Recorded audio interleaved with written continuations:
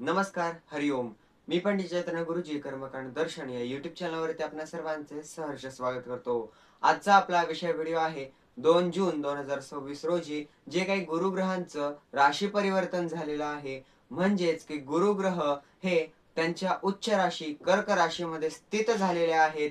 त्याचे सर्व राशींवरती काय फळ आलेले आहे, त्याच पद्धतीने कोणाला चांगले फळ, कोणाला मिश्र फळ म्हणजे मध्यम फळ आहे आणि कोणासाठी घातक फळं आहेत, हे आज आपण या व्हिडिओमध्ये जाणून घेणार आहोत. चला तर व्हिडिओला सुरुवात करूयात.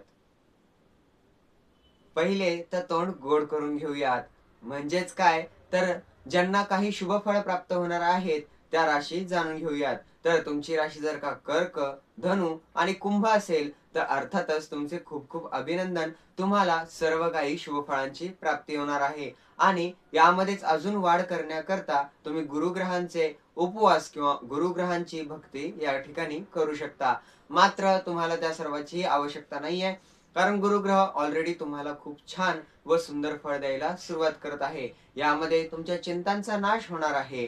तुमच्यावरती जर का काही कर्ज असेल, तर त्या कर्जमाफी तुम्हाला भेटू शकते किंवा ते कर्ज आता संपणार आहे. त्याच पद्धतीने तुम्हाला विद्याप्राप्ती, नोकरी, त्याच पद्धतीने सरकारी काम पटपट होणे इत्यादी गोष्टी होऊ शकतात.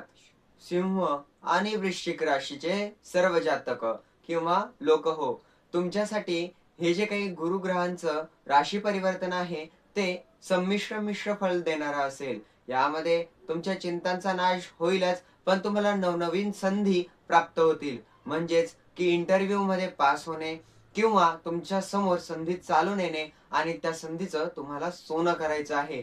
गुरुग्रह तुम्हाला रस्ता दाखवणार आहेत. त्या रस्त्यावरती चालणं हे तुमचं काम असेल. मिथुन, तुला आणि मीन या राशीचे सर्व जातक, तुम्हाला खूप खूप अभिनंदन. तुम्हाला धनलाभ होणार आहे. तुमच्या कुटुंबामध्ये आनंद येणार आहे. त्याच पद्धतीने तुमच्या कुटुंबामध्ये काहीतरी आनंद वार्ता असे येईल की त्याने तुम्ही आसमंत डोक्यावरती घ्याल. त्यामुळे अगोदरच कर्मकांड दर्शनच्या टीम कडनं तुम्हाला खूप खूप अभिनंदन. वृषभ, कन्या आणि मकर राशीचे लोक, तुमच्याकरता ह्या काळामध्ये अतिशय भयंकर काही कालावधी असण्याची शक्यता आहे. जसं की तुमचं भाग्य ऱ्हास होणे म्हणजे तुमचं भाग्य तुमची साथ न देणे, भाग्याने तुमची साथ सोडून देणे आणि तुम्ही एकटेच स्वतःला एका ठिकाणी समजू शकता की बाबा मी आता एकटाच राहिलो वगैरे, असंही तुमच्यावरती वेळ येऊ शकते. तुमचा आर्थिक खर्च वाढू शकतो या काळामध्ये.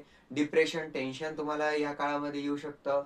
नोकरीवरती जर का तुम्ही नोकरी करत असाल, तर प्रयत्न करायचा आहे की नोकरी टिकवून ठेवणे, नोकरीच्या ठिकाणी कोणत्याही प्रकारे झगडे न करणे किंवा भांडणं न करणे. तुम्हाला गुरुग्रहांचे उपाय जर का करायचे असतील, तर आपल्या चॅनलवरती तो व्हिडिओ ऑलरेडी अपलोडेड आहे. तुम्ही तो व्हिडिओ देखील वॉच करू शकता. मी त्याची लिंक डिस्क्रिप्शन बॉक्समध्ये नक्की देईल. तुम्ही तो व्हिडिओ देखील नक्की वॉच करा आणि गुरुग्रहांचे उपाय करा. अधिकस्य अधिक फळ या काळामध्ये तुम्हाला भेटणार आहे, कारण अधिक मास देखील सुरू आहे. त्याच्यामुळे जेवढा काळ तुम्हाला देवाचं नामस्मरण करता येईल, तेवढं नामस्मरण करायचं आहे आणि गुरुग्रहांचे उपाय देखील करायचे आहेत. या ठिकाणी मी आपल्या सर्वांची रजा घेतो. जर का तुम्हाला हा विषय व्हिडिओ आवडला असेल तर चॅनलला सबस्क्राईब करा, लाईक करा, बेल आयकॉन क्लिक करायला विसरायचं नाहीये. पुन्हा एकदा भेटू असाच एखादा विषय व्हिडिओ घेऊन. तोपर्यंत हरिओम.